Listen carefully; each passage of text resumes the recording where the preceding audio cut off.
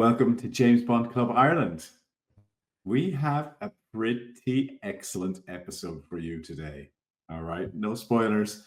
First of all, we're going to check in with the James Bond Club Ireland crew. We're down one today because Andy Watson is under the weather. He has a cloud of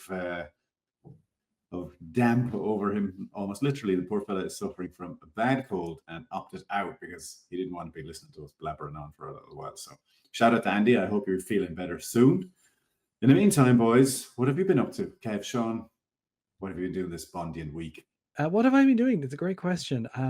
I have had a quiet week in terms of Bondian aspects. I've been catching up on a lot of podcasts and just hearing all of the various things. There's loads going on. Apart from this wonderful podcast that we listen to, there is some great stuff out there at the moment. Particularly a lot of GoldenEye hype. I know, Sean, you'll talk about this, I'm sure, in a minute. But been doing that and doing a bit of the colorizations as always, and a bit of digging into things. So it's been pretty much a quietish week or so, Paul. What about you, Sean? Yeah, I am currently reading this here, which is the GoldenEye novelization. Novelization. Rereading it. I read it earlier on in the year, and I'm just reading it again. As Kev was saying, I recently took part in the really 007 GoldenEye celebration, which is now out for everybody to hear and hopefully enjoy. So just catching up on that as well. So yeah, film-wise, Spectre, was watching it yesterday evening. I watched Spectre for a while. So yeah, it's we're still on the sort of Daniel Craig hype from our episodes we did of a retrospective. So yeah, so it was interesting. Just to lay, but it's probably, as I probably said before, I think it's Craig's best performance as Bond. So it's always great just to sit back and just watch him do his stuff, you know. Nice. Well, you mentioned the GoldenEye novelization there. I've never actually read that, but I read the previous one, the License to Kill novelization, which I really liked. And of course, John Gardner is the continuous thing between the two. It'd be very interesting to read them back to back and see what's Bond like in either. Does he serve both Bond actors, or does he just keep his own Bond throughout? See how that would be interesting to look at. And that'd be just the type of detail that our this week's guest might be willing to dive into. But that and locations and cars and anything else you'd like to talk about James Bond, there's no better man than who we have with us today. He's got a new book out, he and his writing partner, Matthew Field. We are, of course, talking about the wonderful Ajay Chowdhury. Ajay is, for those of you who don't know him, and if you don't know him, I don't know why, because he's one of the most popular James Bond authors that we know. He's written the marvelous Some Kind of Hero, which I just have over my shoulder there. I dip into that regularly. It's a fantastic book. He and Matthew put that together in 2015. Since then, they've done a lot of other work. Ajay is an author. He's been contributed to many publications over the last 20 years related to James Bond. He's constantly called upon by the world's media to talk about 007. He is a thoroughbred Bond fan. He's very dedicated to the Bond community. He's always at events, and he loves to meet people and talk with fellow Bond fans. I consider him a friend. I've known him for a while now. He's also been a mentor to me into this podcast. So we are absolutely delighted to be able to talk today to Ajay Chowdhury. Let's hear the interview.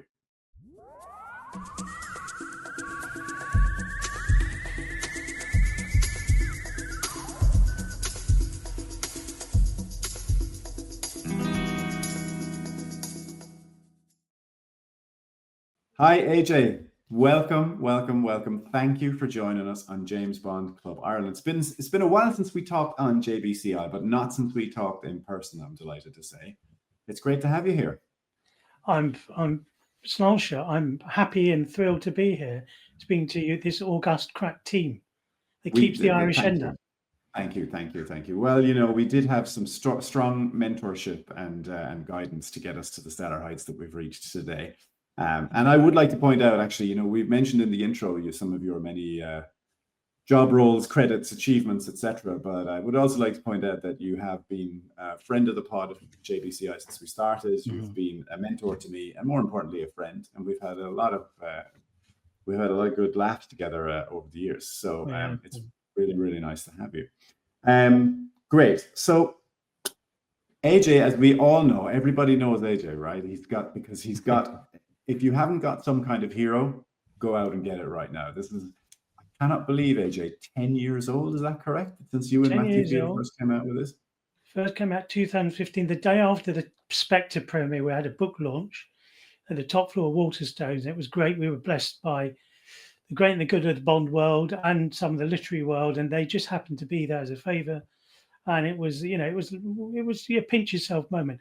I'm a fan that loved Bond since the beginning. We had this notion of writing this book, and it came to fruition. It's found the wind beneath it, and it still lasts. We updated in paperback in 2018.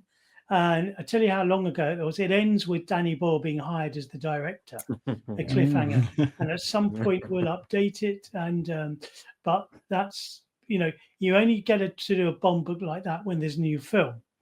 And because of COVID, we couldn't update it for No Time to Die, so we're waiting, because no publisher wants to publish a 1,000-page book on James Bond without a film behind it. So we wait,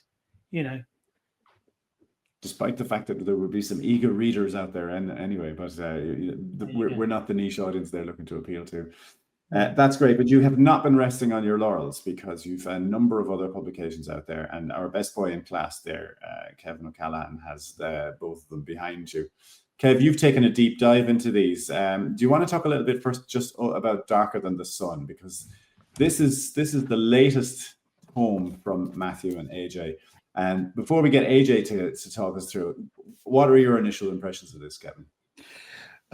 You're appealing to a very good target audience in me, because the one thing I love is travel and cars. So you're not going to go wrong with this. But I got Darker Than the Sun a few days ago, and if anyone in Ireland is looking to get a copy, Amazon is where you're going to track it down, and well worth it. It goes into all of the locations, and there are so many. And what I loved about it wasn't just a kind of a travelogue, I suppose wouldn't be right in saying. It talks about the films. It talks about some stories that mightn't be as well known about the films and experiences, and what Sean Connery did while on set, or how things were in Istanbul, or the going to the States with Goldfinger and so forth.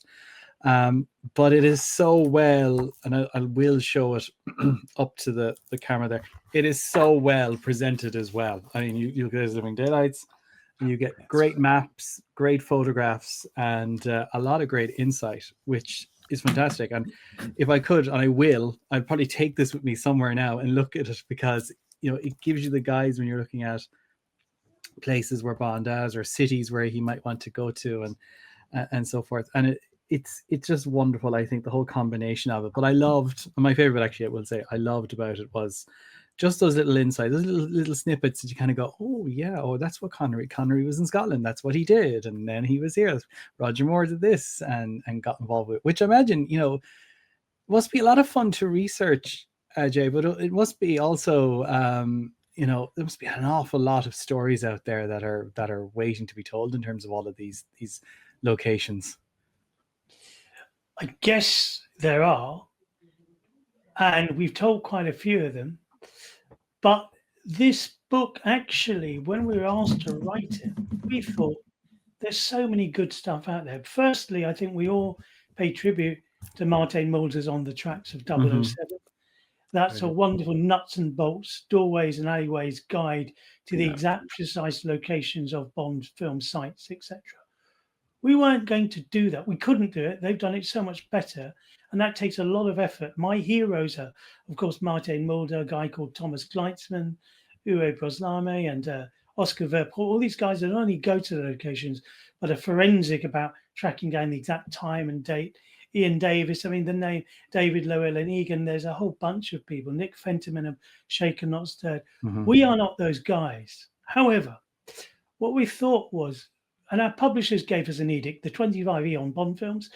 They're a travel publisher. It was a travel book. So they in fact confected the map. So when we open the chapter, there's a global locator map that tells us where Bond goes throughout that movie and where he goes in fiction. The key thing is we're inviting the audience to believe Bond goes to those places.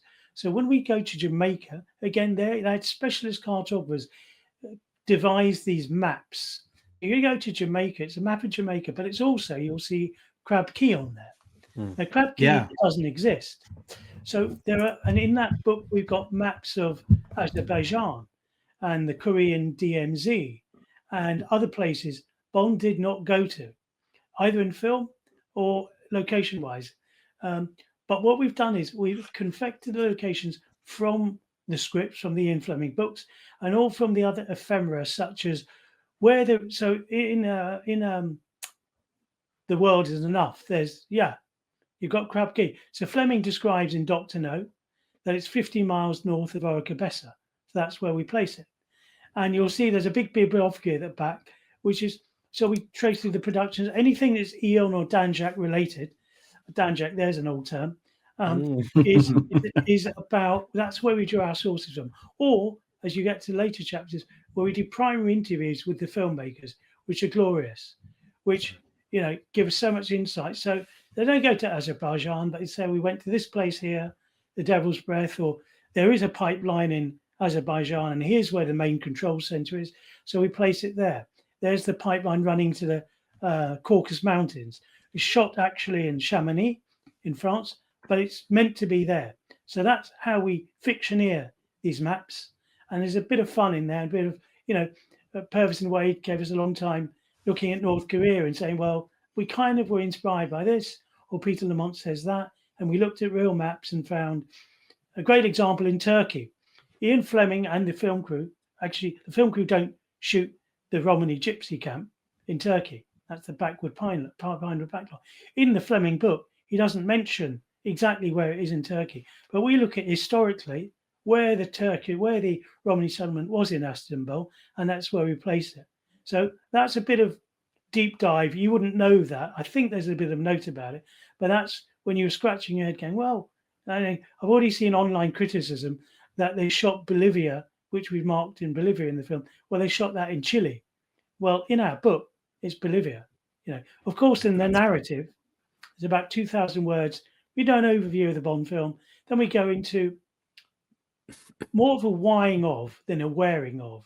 Mhm. So, why they go to Bolivia, both creatively, what it meant, and there's a nice backstory of the true story of the Quantum of Solace inspiration by Paul Haggis. So we spoke to Paul Haggis, John Logan, we spoke to Purvis and Wade, we spoke to Mark Foster, Sam Mendes, we spoke to all the primary principal cinematographers of the most recent Bond films, as well as a plethora of actors and actresses who talk specifically about the locations, and that's where this book is different and breaks new ground from anything that's ever been written before. And I think it's a kind of wolf in sheep's clothing. It feels like a nice coffee table book, and it is, and it's eccentric and richly illustrated, again with pictures never really seen before, all taken on location and from people on set. And then our publishers have selected a bunch of very interesting pictures which kind of set the flavor of Bond. They're not your usual pictures, and then our quotes and what we've got there are brilliant. So thanks to our interview subjects, but we hope it weaves an entertaining thread. It's a great generalistic book as well. I mean, our publishers insisted we do a little bit of travel rubric, which is great fun. So that's a kind of overview and sell of Darker Than the Sun. There's a lot of new ground. It's not the usual kind of deep dive, annotated, heavy duty research book we normally do. In fact, we thought this would be a lightweight walk in the park when we took it on eventually, but we realized, no, it's not. And we realized that no one else has quite written. They're great Bond guys. Edward Biddulph has just recently published a big James Bond guide to London and Britain, which is well worth having. My friend in Germany, Dr. Siegfried Tescher, has written a great James Bond atlas. My friends Guillaume Ivin and Laurent Perriot wrote a wonderful French tome, big coffee table book a couple of years ago, which they're updating. And there's been numerous guides. Gary Glibbin wrote James Bond's Guide to London many years ago, published by Dalian, which is a fantastic Bible, and a handful of others. But we again, like all our work, we're standing on the shoulders of previous giants and taking it a bit further. Well, I mean, I would just caution on the lightweight. It is neither lightweight in terms of the effort you put in, nor if anyone is going traveling like Kevin, just be careful. That will not fit in your bum bag or fanny pack if you're an American.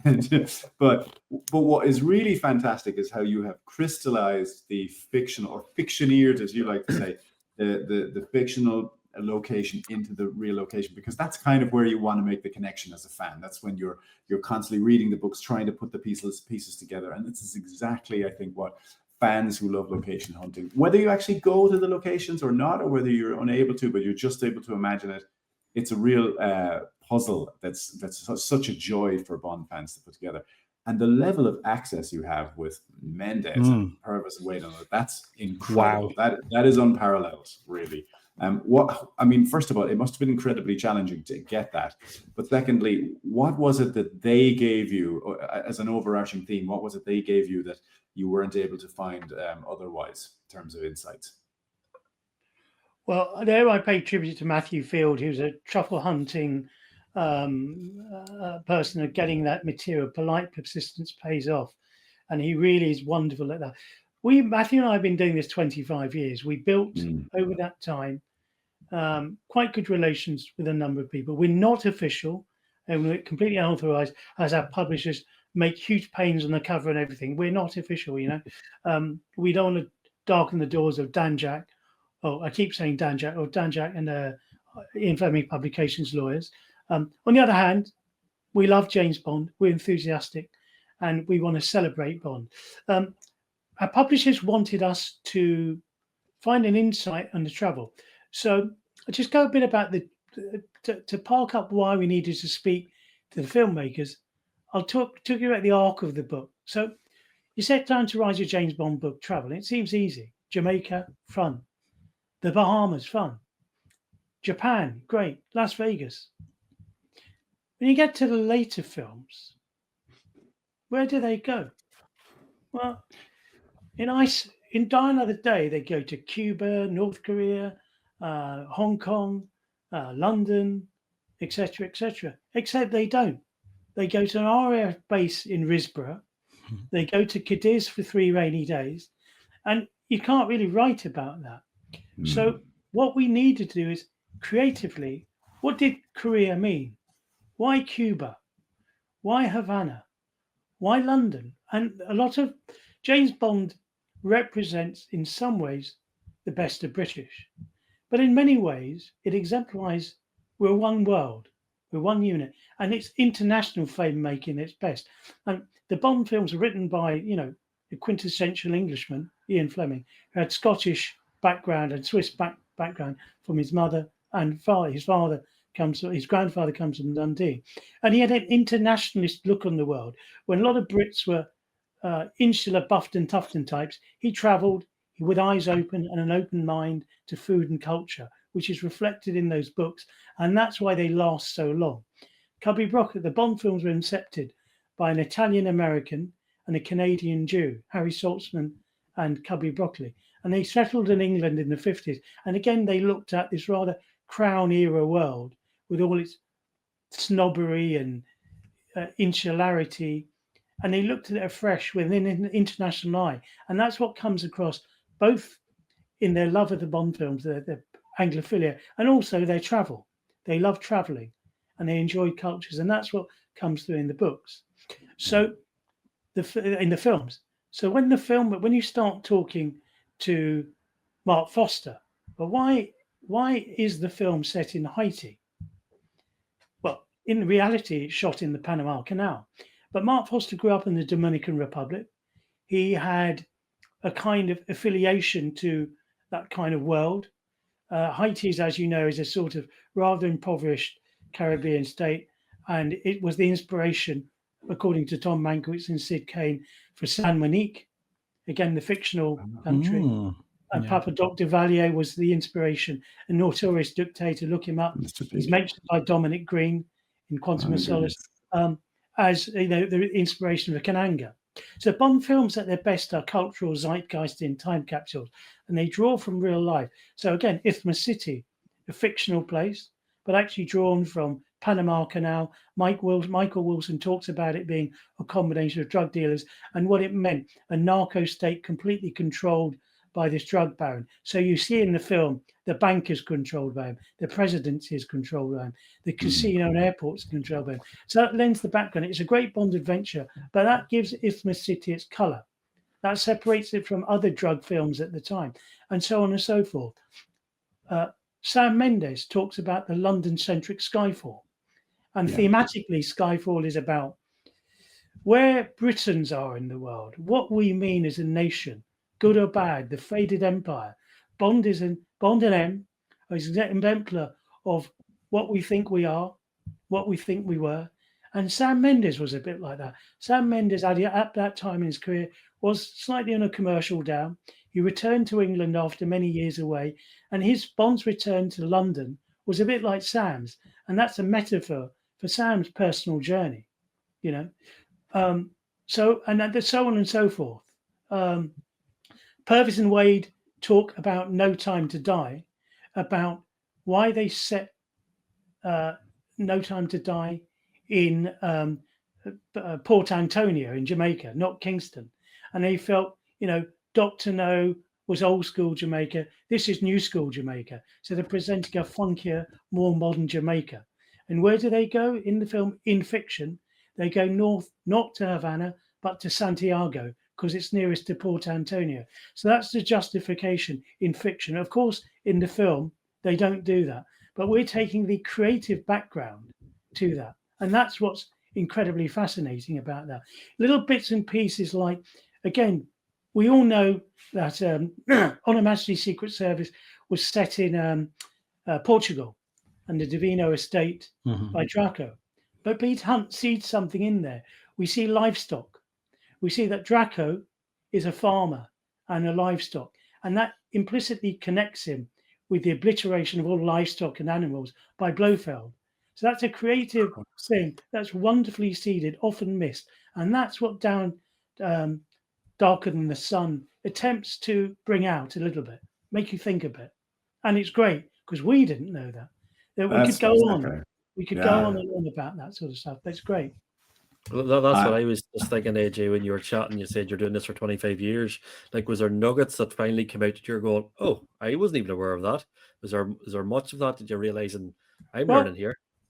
It's not only a travel guide, but it's a kind of expression of how cinema and filmmaking has changed.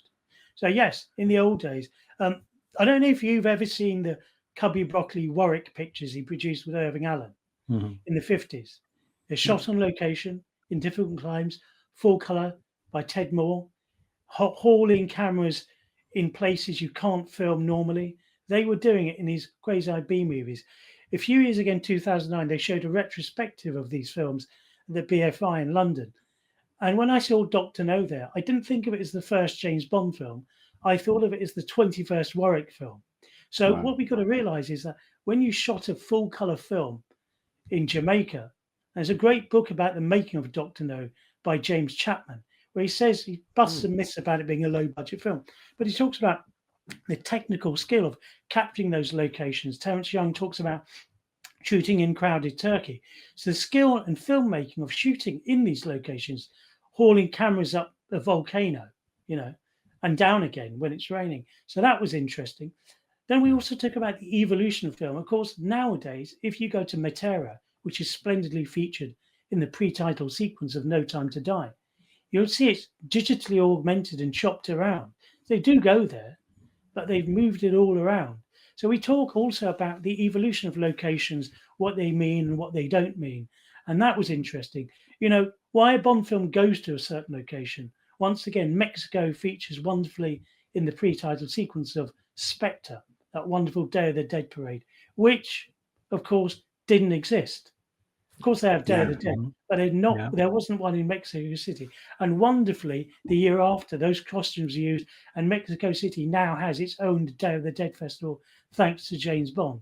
Yeah, which is very successful, Yeah, rather like James Bond Island gave birth to the tourist trade in Phuket in time. So I love that real life impact. Michael Wilson talks about millions of dollars spent on a location. One of the key things as well we try and convey is that films in general are cultural juggernauts. They're the soft power of the cultural agency of, in this case, UK PLC, but any film. And a country wants to be visited by movies. It's very important. Ireland's got a great film location and tax structure. So we talk a bit grown-up stuff about a Bond film goes to India once, well, it's captured there, but it also frees up frozen United Artists dollars to allow it to film there. So you talk behind the magic of filmmaking, Mexico City granted access, provided there's a quid pro quo of showing the city in a certain light, which is what you'd expect. I don't think it creatively affects it. It's not a travel brochure. And I think the Bond films are wonderful at enhancing it. But I think to the average film goer, a bit of the behind the scenes of what the filmmaker goes through is interesting. And of course, we pay huge tribute to the greatest Bond location never seen of all Bond films, Pinewood Studios, which has variously been used to dress as all sorts of things, as an Azerbaijan bunker, North Korea, Goldfinger Alley, all sorts of things, and all that stuff. So the fiction of filmmaking plays into mind. And of course, some of the pictures we have, real life pictures of Haiti, real life pictures of the DMZ, real life pictures of the Khyber Pass, not from the film. That was again sort of edict from our publishers, which I think works really well. And then you see the skill of the filmmakers to replicate Ho Chi Minh City as they did on a set in Frogmore. Enormous. You've given us so much to chew on there, and I just want to touch on one thing that we actually spoke about with our the last episode. We talked with Thomas Felix Crichton of Fleming Never Dies, and lovely chat. He's amazing and so insightful and knowledgeable. And one of the things we talked about was the kind of identity of James Bond and of being British and why he had such an international appeal. And Thomas is a little bit like a sort of a Bond Lawrence of Arabia figure himself. He's gone to some of these places. He's delved deep into the culture of things, and but he's very, very good at reflecting how Britishness is seen abroad and how a Bond is seen and how he sees the other cultures. But one of the things that you pointed out is that so many people have been involved. Canadians and Americans and the actors themselves. I mean, it sounds like Paddy Englishman, Paddy Irishman, Paddy Scotsman. They've had a Welshman and an Australian as well. So I think there's something to that. There's something to that makes Bond very, very international. He is simultaneously a source of British pride, but he also he seems to belong to everyone. Everyone wants to own him, and everyone enjoys him. And I think that's because of the enormous soft power you spoke about that Bond has been responsible for since the 60s. And I think maybe that's one of the reasons that it's constantly interesting to delve into books like this. Is that something that you have to justify to publishers or to other people? Or how do you sell the notion that people want to delve deep into this? They want more Bond stuff. No, we don't have to sell it. In fact, they came to us and we turned them down and they came back to us. So no. I think somewhat Matthew Fields and Ajay Chowdhury's reputation precedes them. But also we're huge fans, but okay, we have a background in the film world and professional filmmaking. And also we sort of are culturally open, we're well traveled and we like all that stuff. I think Bond appeals to that person in us first. It's there. And I want to pay tribute, and I think we need to keep the Irish end up here, because one of the things I want to talk about is the huge impact of Irish filmmakers, stars, and people involved in in that wonderful country of yours. And again, even though Bond has never gone to Ireland in the films, so much talent has come from there. And of course, even the literary Bond, Fleming, had connections with Ireland through his wife. And, you guys have detailed in the past some of the Irish connections with James Bond in the literary world, that you don't really think of. And I think that's a really fascinating subject here. Our upcoming documentary, Greener Than the Sun, will be out in 2026. Fantastic. It's an atlas of how many times we banned the books, then unbanned them, then banned them again. This is some of the slightly comedic stuff that we've been able to do. And it was you encouraged us, you told me to delve into some of the newspaper. And you've done some amazing work I've seen you that Ronan O'Reilly documentary, and you send me pictures of the locations in John Gardner books. I'm loving it. No Deal Yeah. for Someone, So there's all sorts of people from foreign lands always think Bond is Britain or America, and Irish people especially. But there's so much untapped green gold of James Yeah. Bond lore in Ireland that you guys are uncovering, and with such The skill. first and time that insight really as well. became apparent to me was when I actually met Vic Armstrong, who I expected it would be one of those interactions where you're in a long queue, you get to the guy, you sign his autograph, you tell him he's great and so forth and move on.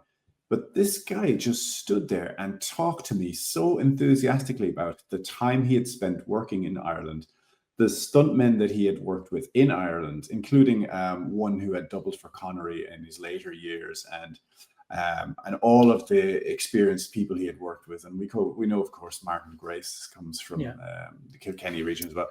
I mean, that took me by surprise. First of all, I didn't know how interconnected the sort of Ireland, England filmmaking worlds are, and you realize, wow, these people, there is a very strong industry in Ireland. And as you say, I mean, you'd have to talk to someone more closely associated with the industry, but they do seem like it's a healthy environment to make films. I'd love to see more coming out of Ireland as well. But you are obviously, deeply, you're almost like a foremost Fleming expert, as I should say. And tell us some of the stories that you're aware of about Fleming touching on Ireland. We know the one about Diamonds Are Forever, for example, in Shannon Airport, which is quite an amusing one. Do you have any favorite stories or anything that you know of about Ireland connected to Bond or to Fleming that you like? Well, I think Fleming. I don't know whether you should mention Northern Ireland, but I think Fleming enjoyed the country, and he enjoyed, the world. I think he enjoyed Irish people. I can't think of anything specific about Fleming and era, but there's a whole there is a connection that you wouldn't think. There's a Gaelic connection. Fleming's family are from Scotland. His grandfather from Scotland. So I'd say more Gaelic and things like that. Of course, Connery's family come from Wrexham, don't they, originally? For Wexford. Wexford, that's right. So Wrexham, yes. That's Wales, I think, isn't it? Oh, yeah. And, Yes. the Sean and that, the wonderful, called Sean Connery. The Gaelic names always throw people off with the pronunciation. I love them, but we have an untapped rumor that I'm about to start today. You've heard it here first, that we may have a Connery connection in this very room. Kevin, explain yourself. Right, Kev, yeah. It is a tenuous connection, which I am working on finding out the reality of it. But my grandmother was a Connery. Really? And when I grew up, my grandaunt, who looked after the family when they were growing up, Connery, Elizabeth Connery was her name, maintained that, first of all, Sean Connery was the best James Bond. Right. This was the days of it was Connery or Moore, so she had an easy choice. Connery's best one, and because he was our fifth cousin, 3 times removed, they were in Wexford, they went to Scotland, we stayed put, she maintained. And I don't know how much of it is a little bit of a tale, but I am digging into the Connery side of things and where they were, and I'm heading closer to Wexford each generation I'm looking at. So there might be an element Sir of it. Hilary Bray check the records in Augsburg to make sure. I might be in Augsburg doing it, but yes, Connery is a big influence in my Kevin life. O'Connor, isn't it? Kevin O'Callaghan. I'm O'Callaghan because my grandmother was Connery, married an O'Callaghan, but that's the. I think we'll call you Kevin O'Connery. Kevin O'Connery. Well, there's a fine name next time I'm stopped by the guards or something for checking my car. Name Kevin O'Connery. Well, heritage and things like that in Bond are always interesting. You could trace it back. Well, that's good. I'll take that. Brilliant. Do you know I'm related to Boris Johnson? No. Tell us. I should have known because you look alike. Kind of and sort of. This is actually a true story. I was related to. I'm not related to anymore. Boris Johnson's wife, he married an Indian lady, and that lady's mother was a rich Indian family in Delhi who owned half of Delhi. They built half the Delhi. They were architectural family. His wife, Boris Johnson's mother-in-law, was my paternal grandmother's cousin. So my grandmother and grandfather, they lived in India. They would summer in England and stay with us. And then at parties, they'd invite Boris Johnson's mother-in-law around. And sometimes Boris Johnson would come around with his Indian wife, mother-in-law's daughter. But this was in the 80s and 90s when he was a tall, blonde, I think, Spectator journalist. Yes. So, he was a nice chap, very interesting chap from what I remember. And then years later, he becomes Prime Minister. Now, ironically, a couple of years ago, I'm in a pub in the morning, believe it or not, drinking a coffee, I might add. It's quite empty. And into this pub walks Boris Johnson with another chap. And they walk into an empty pub. And it's the owner of the Wetherspoons pub chain. Forgot his name, Tim somebody. So he's there, and they're all it's quite a deserted place. So I approached Boris Johnson and say that line, we're related, and he laughs.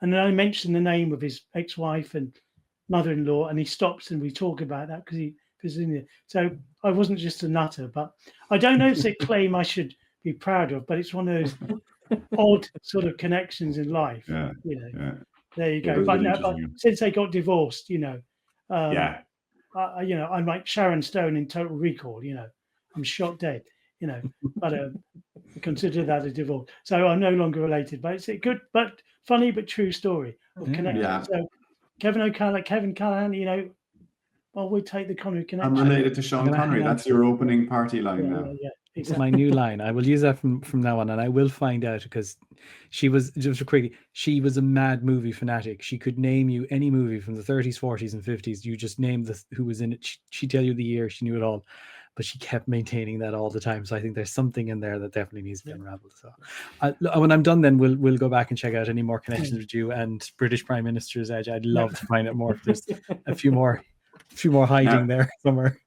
I would be remiss, even though we're talking about Ireland and Bond connections now, I would be remiss if I did not ask one of the very few people that we know who has actually met Sean Connery to tell us a little bit about perhaps that experience a number of years ago. There's quite an odd circumstance which ends very improbably. Matthew Field works in the film world and was sort of dealing with publicity at the Edinburgh Film Festival, I think in 2010. Sean Connery was the mentor, the patron of the film festival. And as such, I think it was going to be his last one.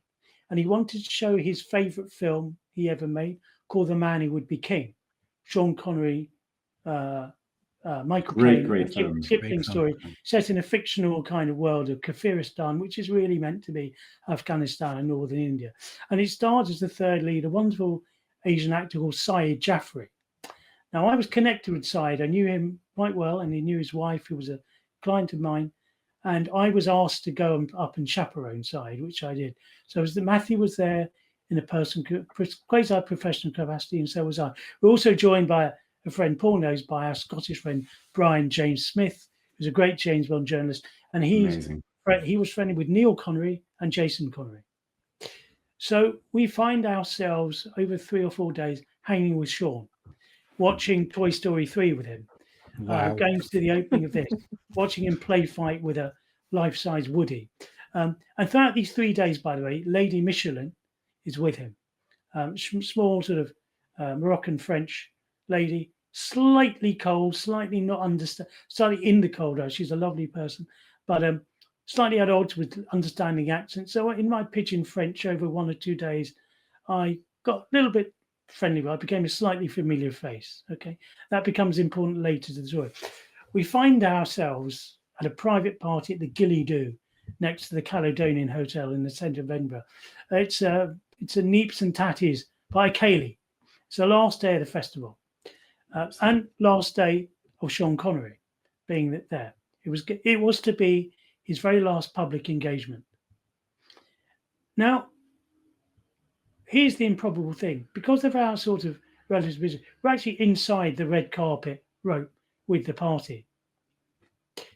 But it's a funny thing. When you're there, you can't really go up and get a selfie with Sean Connery. It's heavily policed.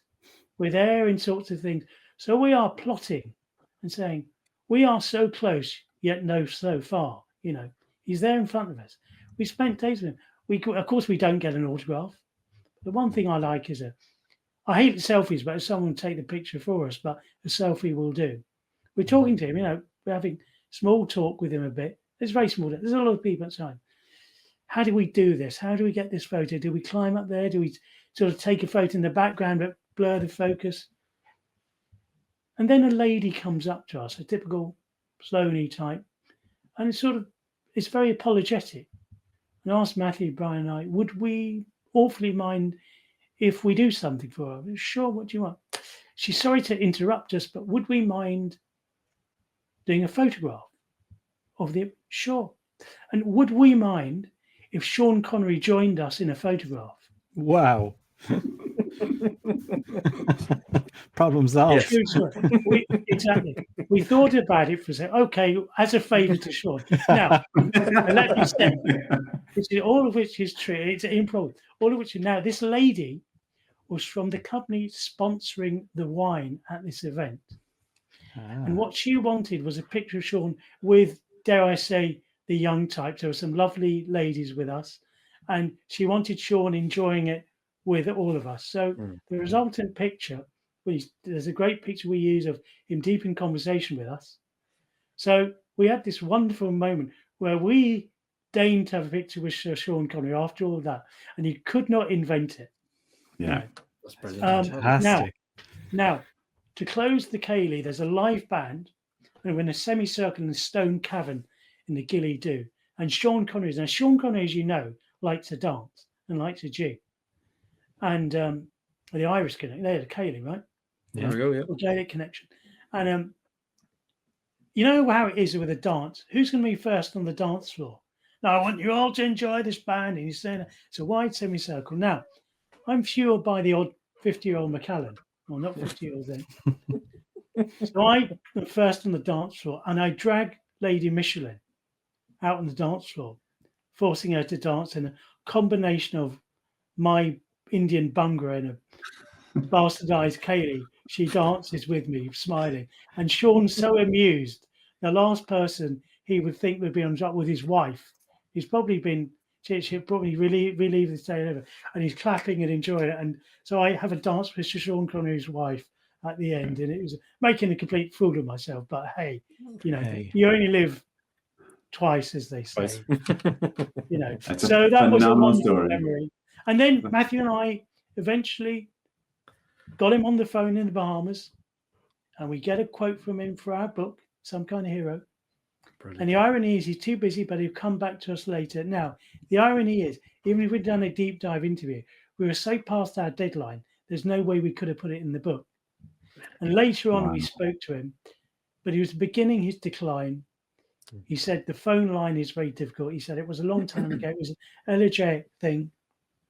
We subsequently wrote something called Sean Connery, A James Bond Journey, a really recommended bookazine, the MI6 Confidential, that wonderful 30-year-old institution run by James Page and Vipul Patel, who do great James Bond journals. I really advocate.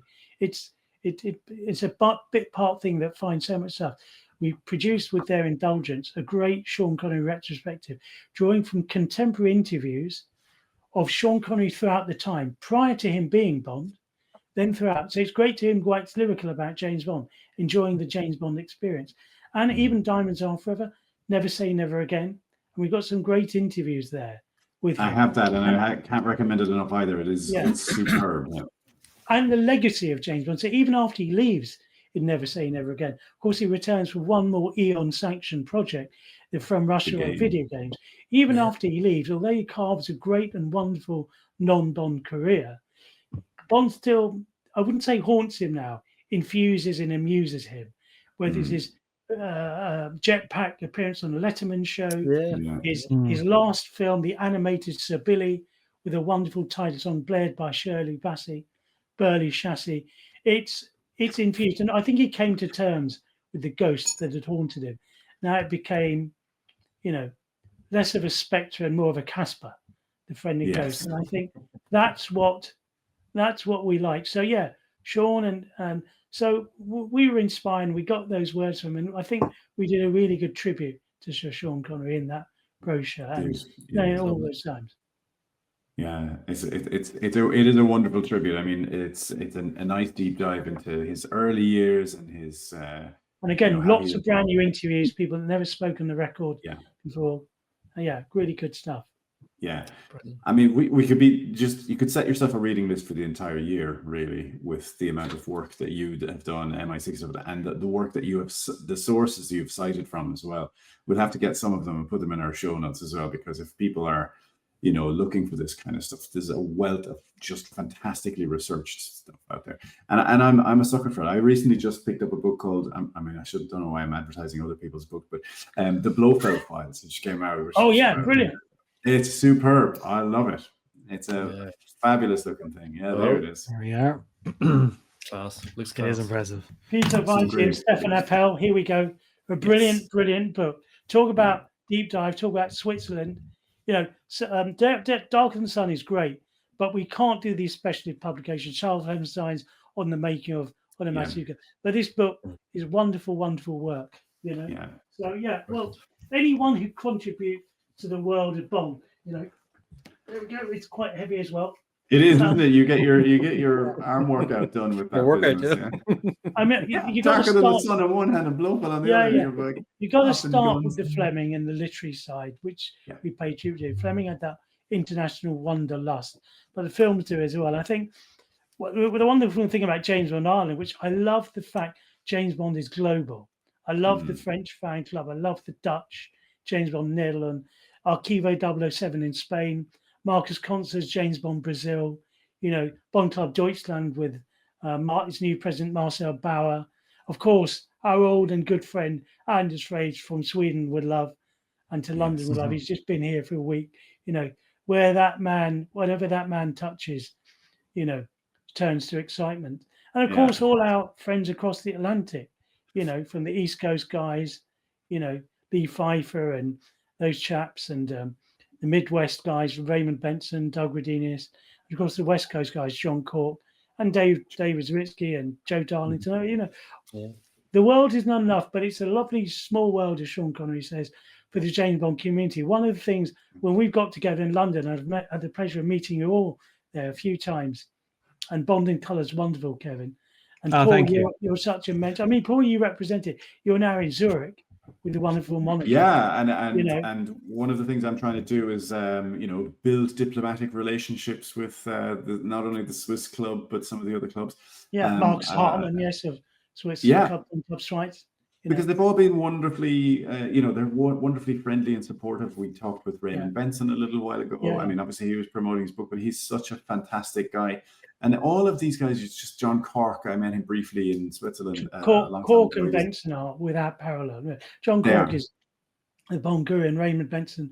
The Bedtime Companion is still a seminal term, even though it's sort of out of date. It teaches you about writing and film, teaching you about the craft, art of filmmaking, and combines the two in one tome that no book has done before or since, and it still remains. Forget the kind of is a great resource about how to write, what the themes and ideas, which are still creatively important now. And John Cork, those Bond DVDs and his writing, he's a superb writer, great journalist, and just has a bigger picture of the James Bond world. So we stand on the shoulders of those giants. We do. I mean, they're very inspirational, but they are a level up for sure. And I was delighted to have been able to actually tell Raymond that his book, The Bedside Companion, as a 14-year-old boy, in discovering that, it just, all the stuff that is kind of ethereal in your head that is there, and it formed into structure.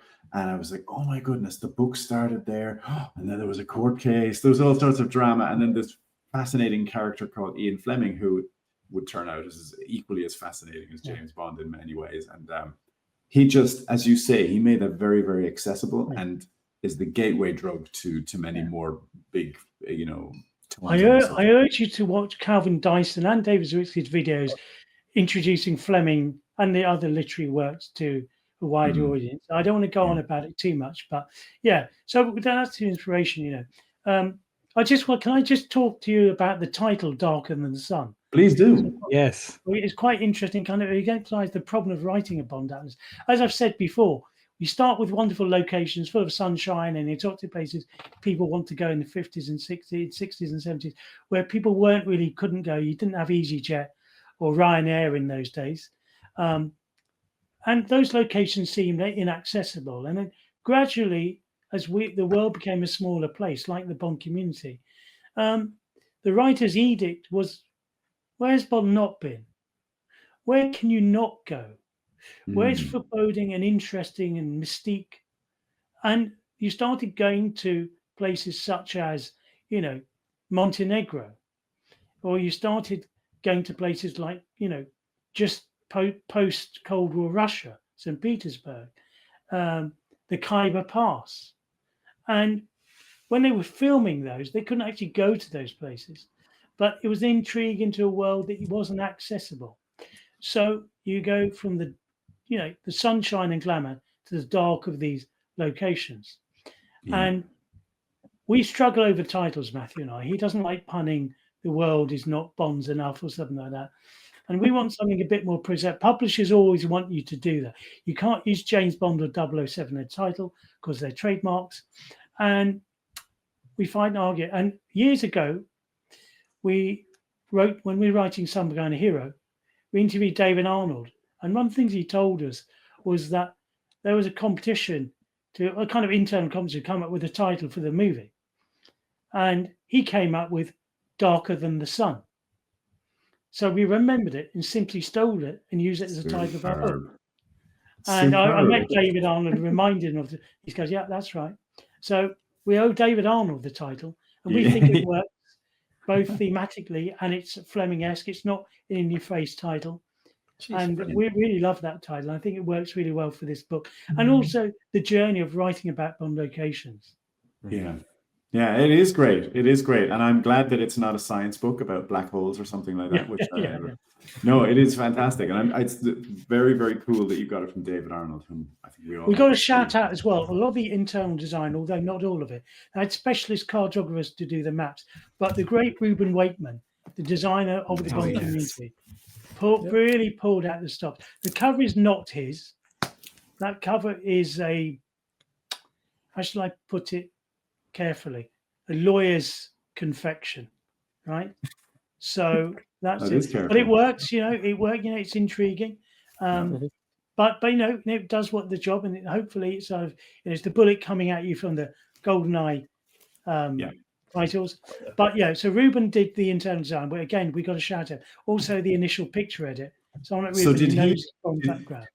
Something we spotted yesterday when Kev was showing us, a lovely little detail, is on your map for The Spy Who Loved Me, out in the middle of the ocean, there's a submarine, and it's the very same sort of graphic of a submarine that is found on the globe in the film attacking the. It's wonderful. That right? Yeah. Okay, I'm going to give Reuben credit for that. That's the type of detail he would come up with, and let's give him credit for that. Yeah, it's spectacular. Yeah, it just gives you a little. Those little details Reuben comes up, we all know and love. He's brilliant, and also he saved our day on many things. Pictures are a minefield. You'll see the picture credit here is very long, and we drew upon great Bond location hunters, Marcus Hartzman. There's a picture from Rembert van Braam, picture from David Zuritsky. One of my new Bond heroes, a German guy I've never met, is Thomas Gleitzman. So Thomas goes to Bond locations, but that's just the beginning. I'll give an example. I think he goes to Bangkok and goes to the Carver Tower. Instead of taking pictures on the ground, I believe he hires a helicopter and approaches it from the air like they do in the film. Thomas gave us wonderful pictures from the location at the time and date. He recently, so as people may know, he only used twice. The helicopter chase was started in the skies in Japan, but finished in the skies near Malaga in Spain. Thomas matched and traced that skyline in Malaga, Spain. He only twice. Right? Wow. That's dedication. I thought I was a big Beatles fan, and I'm a big Beatles fan. But when you go to Beatles websites and he tell you what George Harrison was doing on the 29th of July at 6 o'clock in the evening in 1969, you realise I'm a minnow pretending to be a whale. And similarly, James Bond as well. Well, this is Matthew and I know our onions to an extent, but all these other expertises from, I got to give a shout out. We did a great book launch in the oldest bookshop in London at Stamford's to launch Dark of the Sun, which was attended by Martin Bezic and Caroline Monroe, Vic Armstrong and Anthony Way.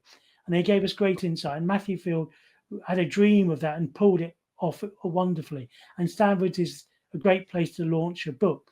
But also, we realised that Bond is so much more than just series locations, what they mean to people, what we impart on them. There's a lot of James Bond tourism that people go to a place, especially because it appears in the Bond film. London is host to that. So these guys that travel around the world, they're exemplars of really bringing to life things that people don't know too much. Now, I love London, and I do a great London tour of Bond locations, and I'm proud of that. But to show us things, and these guys, I missed out some names, David Llewellyn Egan, Nick Fentiman, I think I mentioned them before. Anyway, there's a great card of Bond travel specialists. And like I say, this is not on the tracks of 007. Martin Mulder and that crew do a great job. Yeah. And anyone expecting that from this ain't going to get it. But they're going to get something different, as I've outlined. I hope entertaining, I hope insightful, and more or less, I hope enduring. Rather like the Beatles analogy, we released a book on James Bond vehicles called Spy Octane in 2024. And this came out in 2025. But rather like the Beatles album, the last Beatles album released was Let It Be. But the last Beatles album recorded was the one previous, Abbey Road. So this book was actually completed just at the top of 2004. It was due to be published then, but wasn't for some reason. So when we revisited it for this year, we thought we don't need to change much. And of course, the book ends with, of course, Barbara and Michael will be back for Bond 26, no doubt taking Bond around the world again. So the first thing we needed to do was change that. And of course, we wait with bated breath what Amazon MGM are going to do under the tutelage of producers David Heyman and Amy Pascal. An analog to Michael and Barbara you couldn't wish for. Denis Villeneuve, a powerful director. And of course, Stephen Knight doing his first pass on it. I love Stephen Knight's Rogue Heroes. I think Connor Swindles or Callum Turner could be putative Bonds. It's anybody's guess. But the future is bright and optimistic, Yes. Well, I mean, as for... is coming out, and that's a great template, I think, for the future. That's true too. That's going to be very exciting. I think for us here in Ireland, especially those of us quietly and in a disorganized fashion, sort of lobbying for Ireland to be a Bond location, it does come as a slight irony that when Eon Productions departed from Bond, they started to say, we want to do other things, and we're going to look at Sing Street, an Irish-based musical with a well-known Irish musician. It's like, when are we going to get this moment? They produced the film of Once. That's right. Yeah, that's great film with great Irish, wonderful music. Yeah, swell season, and well, my next ambition is to visit. That's what I was going to hold you to account for, Mr. Chowdhury, because Volume 2 is going to have to. Yeah, my great grandfather was a barrister and studied at Trinity College in Dublin. You mentioned that. So amazing. Way back when, one of the few turban-wearing Sikh Indian gentlemen in Ireland in the turn of the century. So it's on my blood, and I'm a Sikh. And the Sikhs and the Punjabis have a strong Irish connection, So I think we'll have to find out more about that. But we'll have to find out more. and come and because Trinity actually. Educating Rita, wasn't it? Was filmed in the location of Trinity as well, Michael Caine, and so there are some locations that we know, and some are more salubrious than others. There's a hotel in Kilkenny, the New Park Hotel, which was featured in No Deals, Mr. Bond. Which you took a picture of. I did, yeah. It's not quite the peninsula in Hong Kong, but it is. Well, John Gardner and a lot of British writers, Len Dayton, moved to Ireland. That's And right. it's in That's Wicklow. right. If and when you get Matthew on, he's going Yeah. to keep the Irish in there because he's got really I good do look Irish forward to in that. Yeah. Not And- just and, writers, but people like Walter Gotell, Robert Shaw, others as well. Yeah. Jonah Harwood, you know. Of course. So, And so yeah. all of that stuff is yet to be revealed. If Matthew We're turns very up, excited. and it's great. I can't wait to do that. Because he's I mean, the two of you have put together such fan favorites of books and his experience in Ireland. So we definitely look forward to, hopefully we can speak to him as well. So look, this is great. We've had you on for quite a while. Let me tell me though, what is next for you? And is there anything else for you and Matthew in the pipeline as well as writing partners coming up, or are you taking a break for now? Well, we're definitely taking a break. As you know, I've been slightly unwell. Yes. So you know, pardon my voice and my slight appearance, but there we go. We've got lots of other things to do at the moment. We're Lennon McCartney. We record together and we record separately, and so it is called Spy Octane: The Vehicles of James Bond, Volume 1. The clue is in that. A lot of people have clamored for us to update some kind of hero, and we'd like to do it if we find a sympathetic publisher and it can be done without compromise. The problem is you get in the business, some kind of hero is an 800-page annotated biography of the Bond films. To cover No Time to Die and The Time Now will be a significant chunk of pages, and the publishers would have to find a way of justifying a 1,000-page book on James Bond. Some people call it a James Bond Bible. I don't, but at 1,000 pages, I sort of see just architecturally might be. So we're in the hands of, again, professionally in the publishing world, you don't write a book on Bond unless there's a Bond film out. And until and when, and I suspect Shatterhand starring Callum Turner as James Bond being released in the summer of 2028 is a bit, no, sorry. You heard it here first. Yeah, I was just about to say, Scrabble that. Nobody knows anything. Anyone that tells you, it's all bunkum. And anyone, I always say casting Bond right now is like picking the curtains when you're building a housing site and you're just building utilities with no foundations. That's where they're at now. Slightly more advanced than that. They sort of built the foundation, built the brick wall, but they ain't picking curtains yet. And so any story you've read in the news or betting odds is utter not, and has been, you know. But I'm optimistic from the drums I hear about Amazon, what they do. I'm not pessimistic. When you hear of what they do to franchise entertainment, Amazon are very smart people, and they're smart. Of course, we wait with bated breath, but I have a bit of faith in what they do. And they certainly seem to have put some smart people with some serious cred into the controls into the cabin flying the plane now, and that's reassuring to everyone, I think. And I think James Bond literary world is in rude health with Kim Sherwood's A Spy Like Me. You've got Wasim Khan's wonderful Quantum Menace that's just been released. Of course, Raymond Benson's great period Felix Leiter book, The Hook in the Eye. They're great comic books. So there's a plethora of stuff to enjoy in the world of Bond, not least the James Bond Ireland crew and these wonderful podcasts and great bits of journalism we're putting out there. And Michael Kerwin does great stuff, and you do. So this is really interesting. It's really pithy, good stuff you come up with, which is thank you for saying it. I thank you for saying we have some people who listen who really enjoy it, and we've enjoyed it. And I think one of the things we started off doing well, but maybe let slide, was the sort of more journalistic side. We did the Joanna Harwood thing. We contacted Shauna McCreevy. I think we'd like to do a little bit more of that in the new year. And one of the nice things about going to London and meeting other Bond, serious Bond heads, content creators, as if you like to call them, is they have a lot of ideas and a lot of things that they want to discuss, and collaborations and things like that are also possible. And I think, that's one of the nice things about that Bond community. It's very, very collaborative, very welcoming, very, and I would say that to anyone who's like listening to this and hasn't been to one of these events and is thinking about coming along, do come along. I think you'll enjoy it. You'll feel welcome. You'll enjoy the buzz of everyone's energy. And you'll meet someone a few martinis in, they'll just be jibber jabbering. It'll be great. It'll be really good fun. Come along to next Cue the Music concert. Yeah. Ron Ringham's sort of gigs are the Magnet, hosted by David Zawitsky, who does these wonderful gather-alls. And again, people from come all over, especially continental Europe.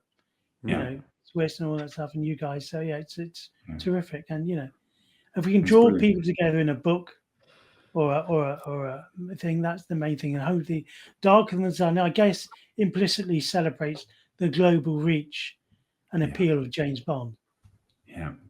Yeah, it is great. And as you say, it is something new, something slightly different to on the tracks 007 and the other ones.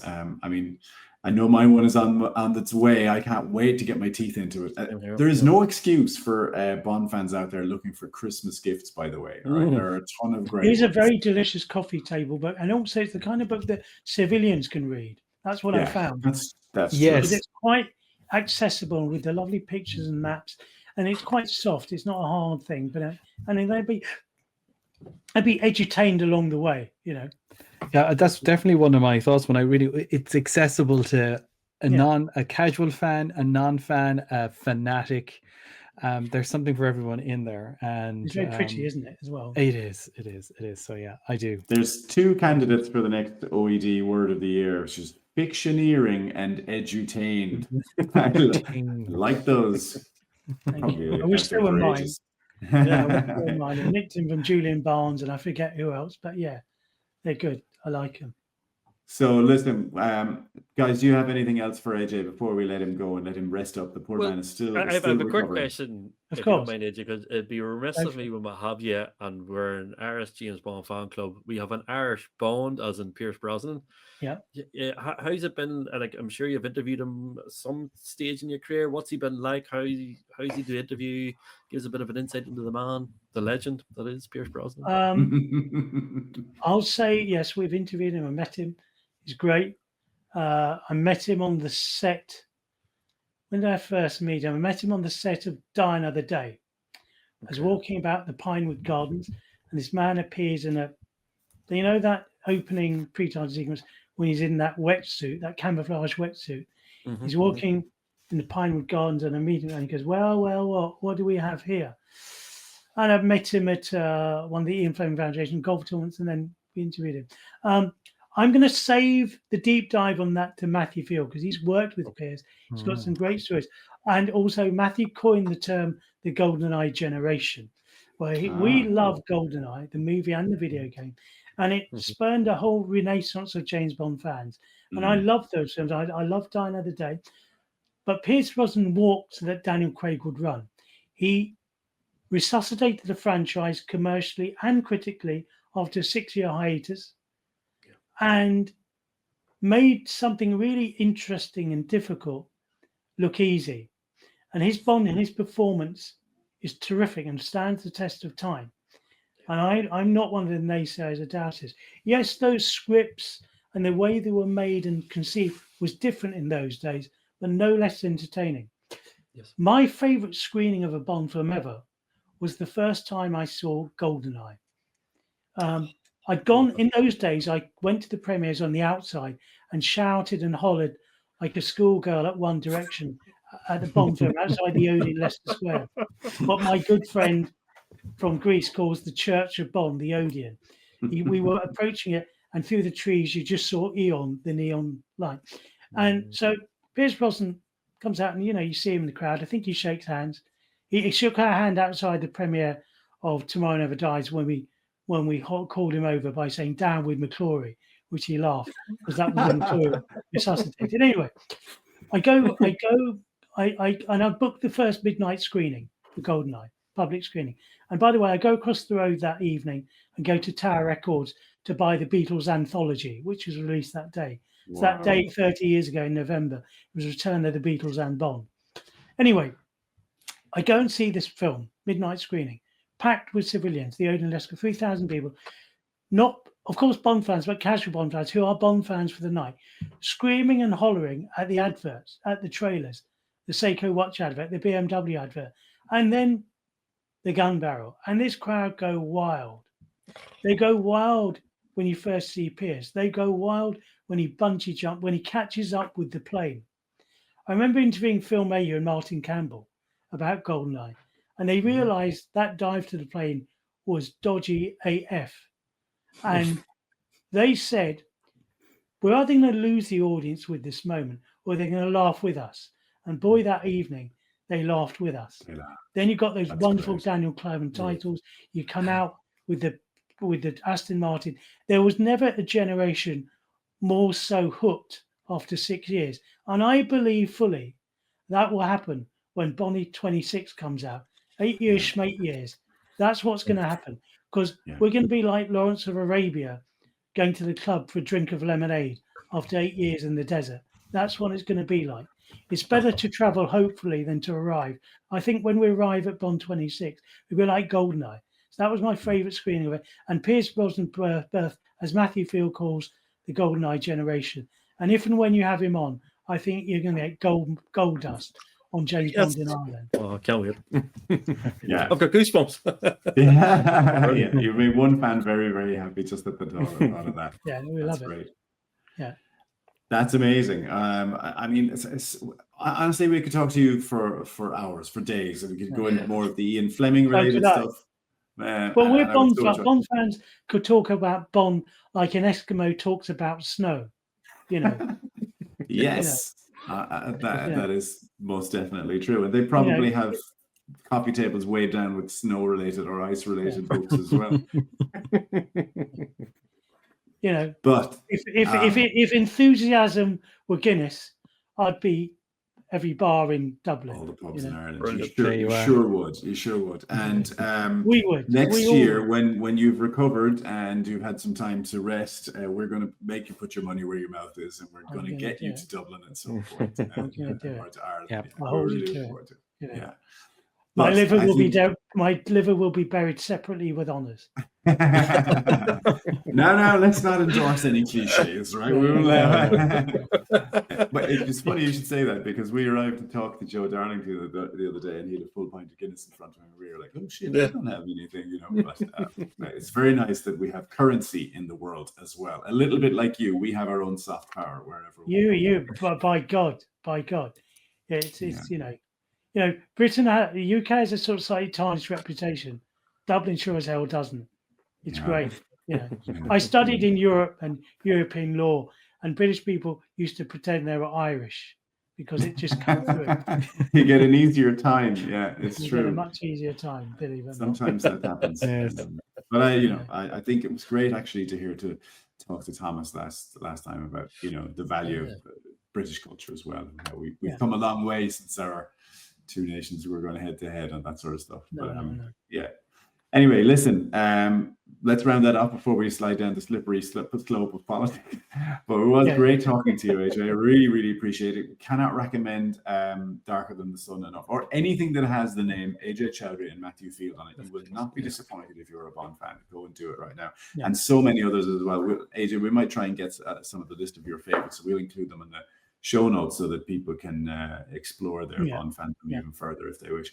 And I hope we can talk again soon, just casually, but also on the pod at some point, right? Definitely. Thanks. Okay, guys. Brilliant. Thank you, Jeff. Thank you, Kevin. Lovely to see you. Thank you, Paul, and keep the Irish end up. We will. Brilliant. Sure.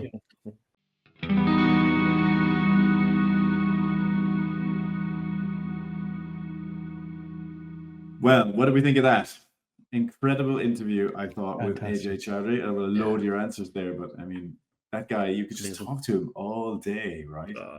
What a lovely guy. What a lovely guy. And as you say, like I could easily have sat on for another hour or two just listening to different stories. And the man is such a font of knowledge, and the work he's done, what he feels, it's amazing. It's amazing. And hopefully there's many more chapters and versions of books to come, because there's a lot of stuff there that he hasn't even tapped into yet. Brilliant. Yeah, not only is he an absolute gent, but I always come away feeling I've learned something new. And you read the books and you read, there's always something that he'll say, "Oh wow, I didn't quite realize that." So it's just wonderful. And like we all agreed, I think, guys, we could listen and talk to him all day long. There wouldn't, and it still would not be enough. I mean, he's just wonderful. He's one of those guys who makes you feel simultaneously smarter because you can chat along with him, who's someone who's so knowledgeable, and also a little dumber because you realize so much that he and the people he hangs around with know that it's just that I have no clue about, you know. But it's opening up a world where you just you can step in and people like him are delivering so much good quality research and journalism on this subject, and they're very friendly. It's great. They make it so accessible. So look, this is great. If any of you would like to pick up AJ and Matthew's book, you can find it on Amazon. Link in the show notes. We will also hopefully be talking to Matthew Field at some point in the future. He's very busy right now, so we don't know when. In the meantime, keep up with us on James Bond Club Ireland on Facebook and Instagram. We're also on TikTok and Blue Sky, JBCI 007. We're not that hard to find. You'll find us if you go look for it. And thanks very much for sticking to the end of it. All right, that was great. Say thanks, lads. We hope to have Andy with us next time. And in the meantime, have a great week. We'll talk to you soon. All the best, everybody. Get well soon, Andy. Good luck.